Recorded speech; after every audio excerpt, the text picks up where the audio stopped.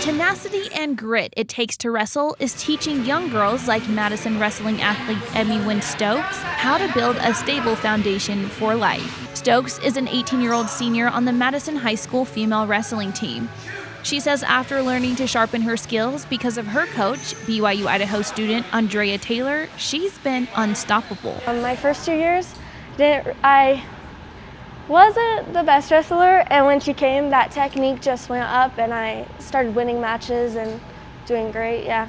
She's hoping this year she'll make it to state. Last year, she only needed to win one more match at districts to qualify. Stokes, like the other two girls on her team, looked to Taylor, a coach only a few years their senior. Taylor, this Coeur d'Alene native, has been dedicated to the sport since her sophomore year of high school in 2016. I always just had a weird niche for the sport.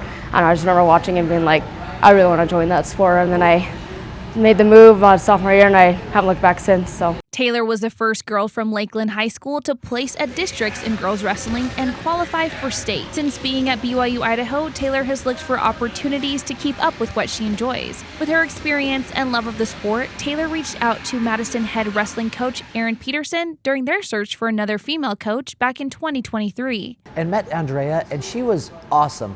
I mean, spunky, energetic, and really passionate about wrestling. And she had wrestled before, and she was kind of into the mixed martial arts, and so worked out perfect. And she has been just absolutely awesome. I mean, she is so reliable. Like every single day, even though she's a student with extra responsibilities, she's here all the time. And she's also just a good role model for the girls. Even though she's a little bit younger, right?